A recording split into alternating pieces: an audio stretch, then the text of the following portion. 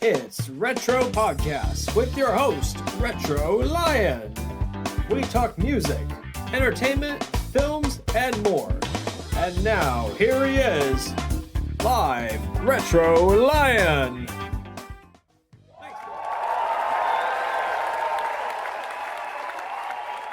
Naheem Garcia, welcome to Retro Podcast. How have you been? I've been well. Thank you for asking. Thank you for having me. Certainly. You have had quite the year. You were in a movie called The Holdovers, and you also were in a movie called Challengers. And for those two movies, was it an audition process or were you called by your agent?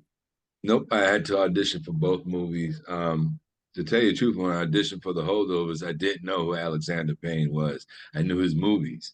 One of my favorite movies, I think it's the not The Departed, my God, I'm drawing a blank. It's about the family in Hawaii with George Clooney, and it was a beautiful film. And I loved it. And then so when I met him, I did the audition, I did the callback. He liked it, and he said, "Would you like to be in my movie?" And I said, "Yes." And I was the third person. He said, "You're about the second or third person casted in my movie." He was waiting for one more person, which happened to be Divine. And then he casted Dom, and the rest is history. So, but when I walked out of the callback, I said, "Let me Google this man, see who he is." And I'm like, and I'm thinking I'm doing this guy a nice favor, this gentleman a nice favor or something. This guy is a 600-ton gorilla. He was a two-time Oscar award-winning director, writer. I'm like, what? You picked me? It was a big deal that Alexander Payne chose me to be in his movie. And it was a great process. And it was probably one of the most important times in my life as an actor where I really was trying to be more of a film actor, and in that moment as a film artist versus an actor that knows how to go on stage, just really be in that moment. That scene that Divine, that I think got Divine the outside of her whole performance, which was just terrific. But the scene that really did it was that kitchen scene. Mm-hmm. I know I went on a random, but that's what happens when you throw me a little something, I go off. So that was that scene, that was a beautiful moment to be in that moment with her, and to see the honesty of her character, see her as an actress really being this person, and having an honest moment and being able to give her what she needed. All of us in that room was able to give her what she needed. So that was a beautiful experience. So yeah, The Holdovers, and and then there was a few little independent movies in between. Nice. And was Holdovers an independent film or was it originally an independent film bought later by Universal? I believe, and that might be an Alexander Payne question, but I believe that if Miramax was behind it, I believe this is a studio film, not studio, but whatever Miramax is, it's I believe they're behind it. Nice. And speaking of Holdovers, it's my new favorite Christmas movie, and I have the collector's edition right here. And is Christmas your favorite holiday? I enjoy the holiday. I think it's a beautiful time for family and friends to come together. So I enjoy all the holidays. I don't have a favorite, or I just enjoy anything that gives an excuse for people to come together and celebrate life. Nice. And since this movie took place in the 70s, was it cool to go back in time to Yes, 1970s era? I was reliving my childhood. I Nice. was watching all the clothes that my father and my mother and the adults in my life wore, the clothes that I wore, the houses. When we walked into this house, I was like, I remember this place. I lived in a place like this. It was a nice trip to memory lane. It was nice to be in that moment. As an adult, it was weird, right? I was a kid during that time. Now I'm back here in this imaginary world that's 1970 something, and it's a little different because now I'm an adult, and it forced me to get deep into it, right? Mm-hmm. Deep into the idea of what was it like for my parents as adults during that time period, and also being Black and being Hispanic. I'm Cuban, but still, I mean, no one's asking me where I'm from. They're looking at me and they already put me in a box, right? So, what was it like during that time period? For my parents who are immigrants here in this country, trying to make it. So now I take that and I put it into this only two black people working in this school, a privileged place, by the way. Not everybody gets to work there, you know. And I was allowed to give it some kind of a background, give my character some kind of, how did he get here? Why is he here? And who is he to this character? Who am I to not just Mary, but to the professor and to Dom and to this, who was that? What's my relationship to these people? And I'm just saying that has been around for a long time. I probably came out, I told I said, I probably came out of a Korean War situation, a Vietnam vet. No, Vietnam was happening. So I probably came out of a Korean War situation, and I probably ended up in this part of town. For all I know, some old military person there knew me, gave me a job, and that's where I've been. Did I get married? Did I not? I don't know. Mary just happens to be the other person who's there with this child and single mother, and she wasn't just a cook. She ran the entire kitchen. She fed these students at this school for many years. So these people had they had legs. They were established characters, and they were established black people in this institution. Let's just say it is what it is, right? Only two black people working in this whole thing and probably in this town at the time. So, because I knew growing up what it was like in the 70s here in Boston. I knew there were sections in town where you could be the only one. So I'm saying all this to think about what I came with when I brought this character. I was coming with all this, just to simplify the fact that he's a nice guy. He could be in love, he might be in love, or he's just being a very nice man to a very lovely woman in a very tough time. Yeah, there's certainly a mystery behind your character. It could have gone, they could have done a lot with it. They could have done, and I think what they just did gave it enough. Gave it enough for people to think about the conversation. How many relationships do we have with people that we just adore and love, but sometimes we're safe just to remain in that space? Right? When you cross that line, what that line is you decided to make it more than what it was, and now it's something else. Because she had to invite him. She invited him to the house. She met him at the party. She invited him. He never pushed himself. He never said, "Let me come with you." Giving her a gift, like he just wanted to give her some love. And I think that's what that character. I think Alexander saw that the actor, wanted to give that character. There was nothing deep about it. There was no, what's the mystery? This is what you got. Make it work. And what I made work was, I'm just a guy that's here working, and this woman who I like very much, whose son, who I get to spend some time. Who knows? Her son may have, on certain times helped me out as a janitor to make extra money, or just hung out. Just think about it. He's the only other black image, and he's the male. So we don't know. You got to build these relationships in your head when you're coming with a character. That's an actor's job. You got to give it a life. This is not just something that you see on paper. These are individual characters that had a life. They have a life. They have a life. Even if it's fictional, it's still a life. And you got to give it substance. And I think it was really nice to be able to have that kind of boundary. Understood. So it's basically because every character has their own story. Every person's the main character. Why are they here? They're all telling this story. They're all part of this story. So if you're a part of this story and you're telling that story, there's this, it all connects. And there's a reason why people are here. As an actor, I have to think about, why am I here? Who am I? Who am I while I'm here? How did I get here? Maybe that's first. How did I get here? Why am I here? And who am I supposed to be while I'm here? And then what's my relationship to all these people? I mean, the fact that he could come at the end of the day and look at the professor and the kid and say, somebody threw up over there. I know it's one of you two because I saw you, because I'm watching everything. I'm the real security of the whole campus. I probably know everything on campus and everybody's business, right? Think about my character. He's the only guy, he's cleaning the toilets, man. The guy cleaning the toilet knows everything. He's probably the most empowered character between him and the kitchen, right? Yeah. Now I could get real historical and set up the relationship between the house slave and the field slave, right? They had a great connection. They knew everything. And so it's the same thing with the janitor and the cook. She fed everybody. I cleaned everybody's toilet. we had to know everybody's business. Mhm. So the spicy conversations in the kitchen after hours about this and that and the other. So the professor, how many times have he come downstairs, not, and has done this with Mary, Mhm. had a couple of drinks. What you didn't see is him sitting down a couple of times and maybe sitting in the basement or in the office at the janitor's office having a conversation. That may have happened, but you have to have all those possibilities because you have to come into this as it's a full world. When you love this movie because this movie gave you everything, a world that you saw yourself in that world, you saw yourself in that film, even if it's in a different time period, you saw yourself. Very This is true. why you love the movie. This is why the movie's loved, and I hope it becomes a holiday favorite for all. Mhm.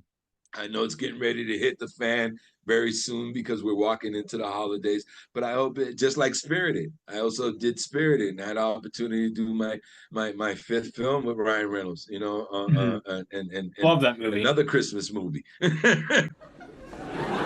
So Will Ferrell and Ryan Reynolds, Spirited. And Sean Andrews directed it. So I had those opportunities to Mhm. be in movies that will be forever watched in the most tender time, in the most sensitive time in the season. The Mhm. holidays are tough, man, and people need some love, and people need something to bring them joy, and to Very true. know that there's a there's a few Christmas movies, about 4 or 5 of them that I'm involved with, that people will always watch from here till people don't watch TV no more. As it's all streaming. It's streaming and people get to watch it, and to be a part of that is a real honor.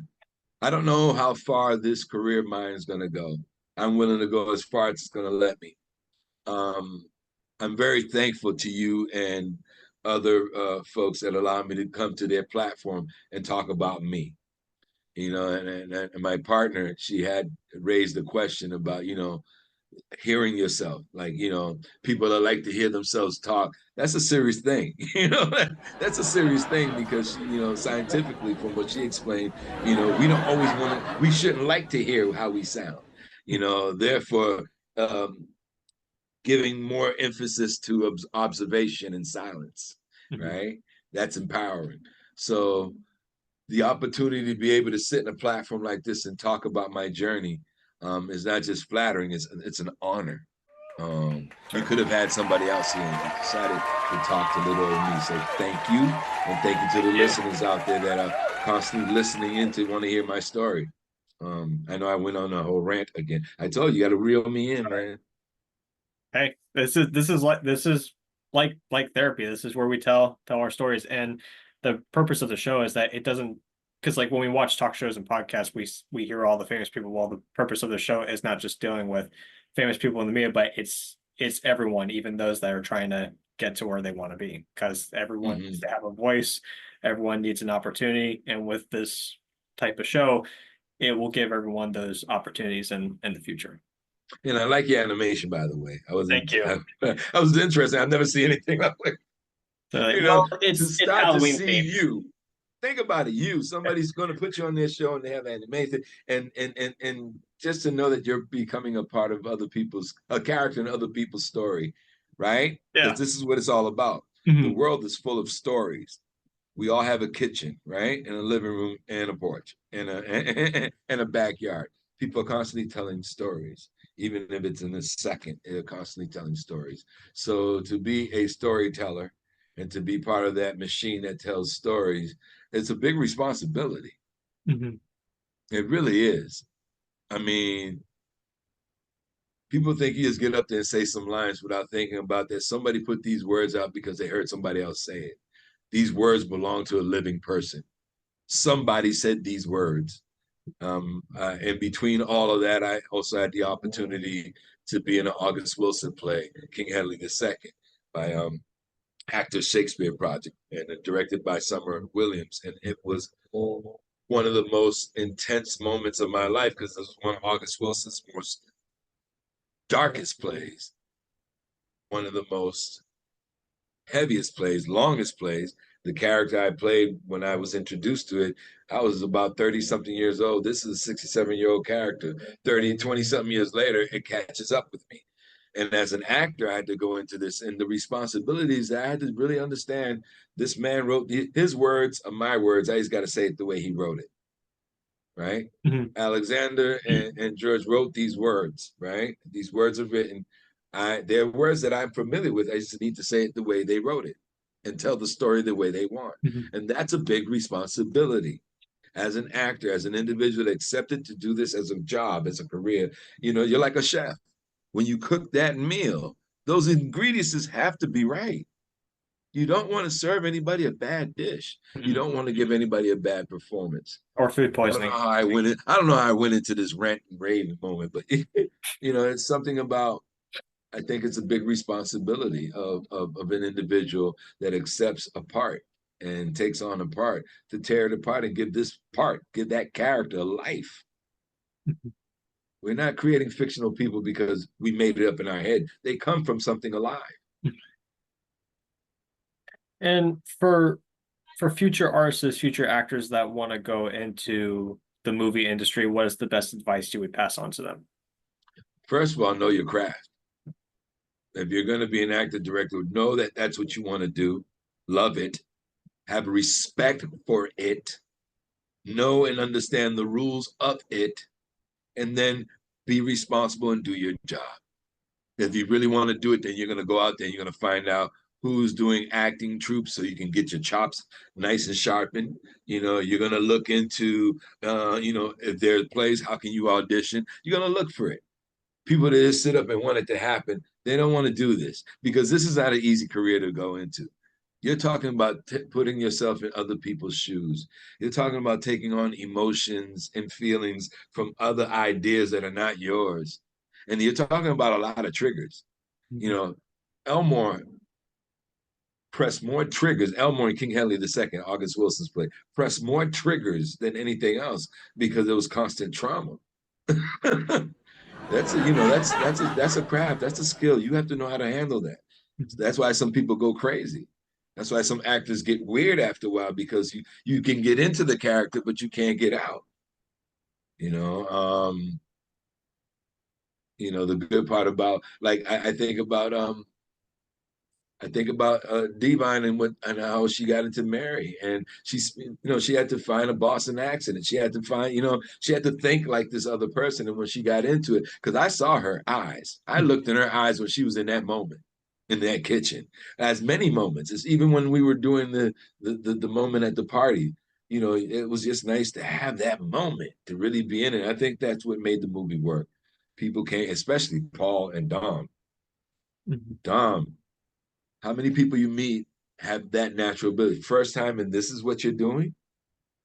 What is yet to come? We just found out that he's about to play the chef. Oh my goodness, the chef Anthony, the one that passed away. Anthony I'm Bordeaux. trying, I'm Am I trying to saying it think of right? his name. It's yes. Yes.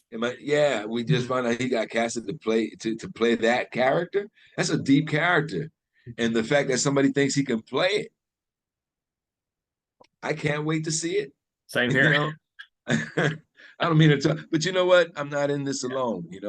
I live off of these folks, and they live off of me, and I'm very proud of them, and I hope they're very proud of me. And if not, that's okay. I'm proud of myself, and you're proud of me because you wanted me on your show. Mhm. So that's Thank enough you for for me. coming. Thank you for having me. Certainly. We are coming down to the end of the interview, and we have two questions left. Let's The go. first one is about what was your experience getting to work on the film Challengers? First of all, shout out to the entire production team. Shout out to Zendaya. She's a class act. Mhm.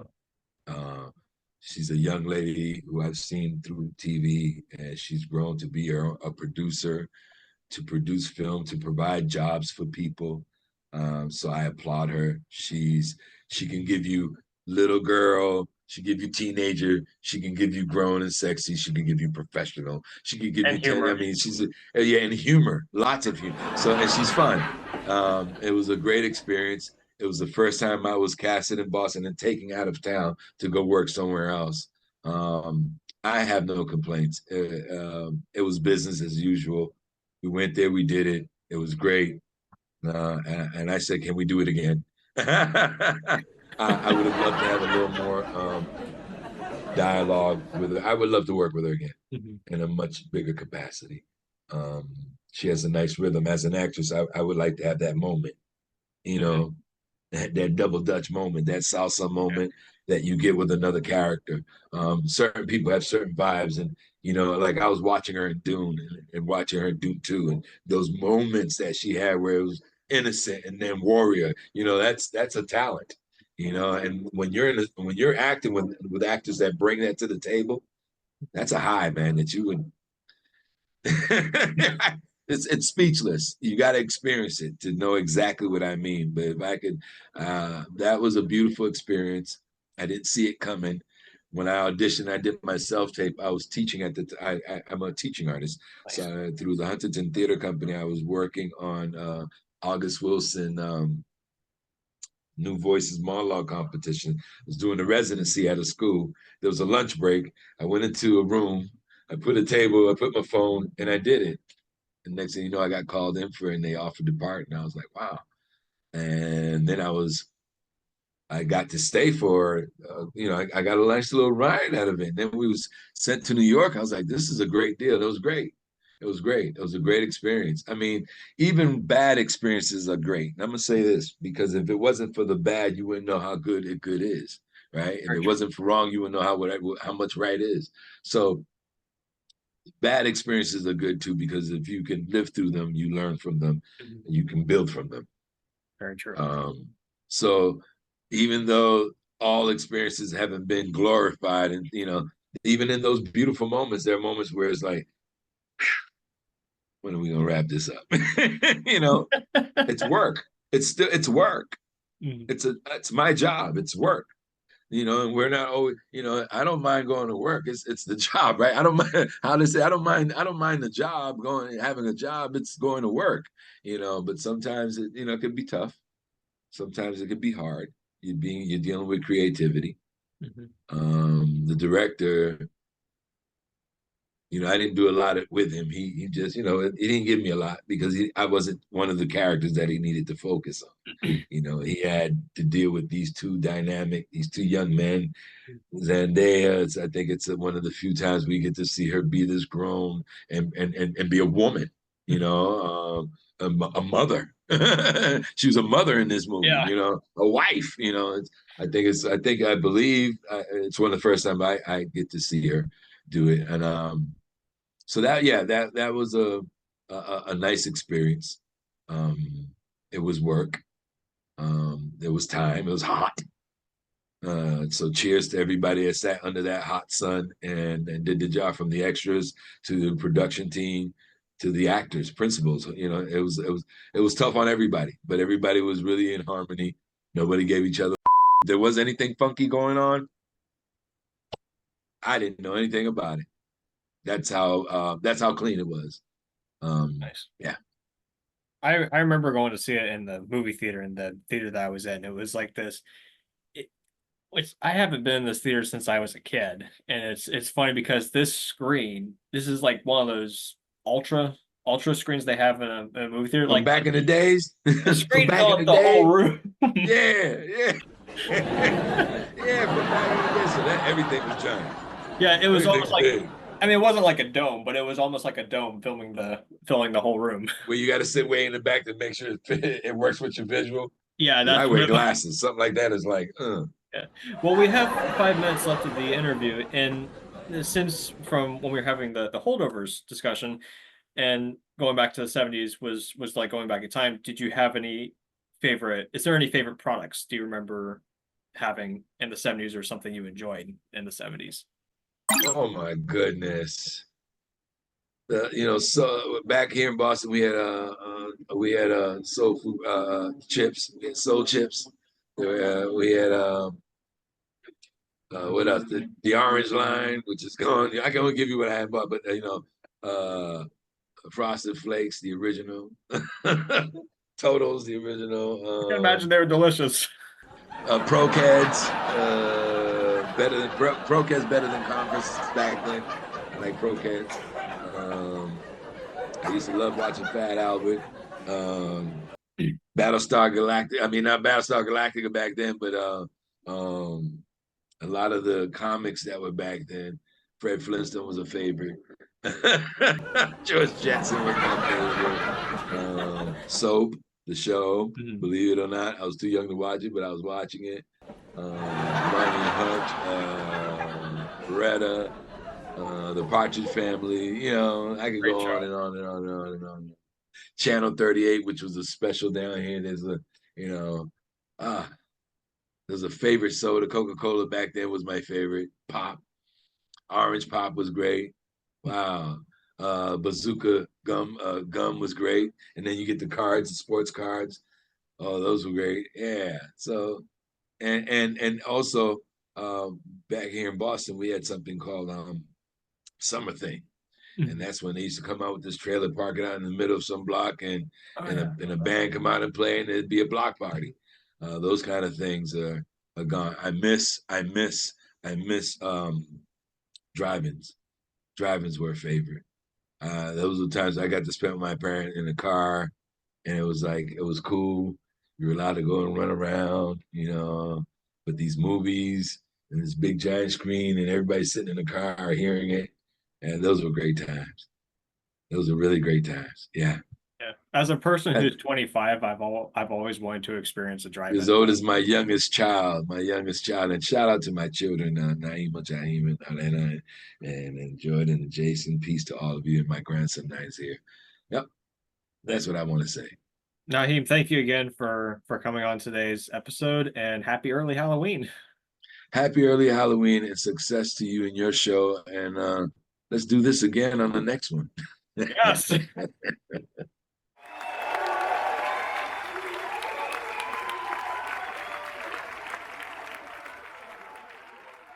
Thanks for listening. Be sure to like and subscribe to our YouTube channel. Follow us on Spotify and follow us on Instagram. See you next week.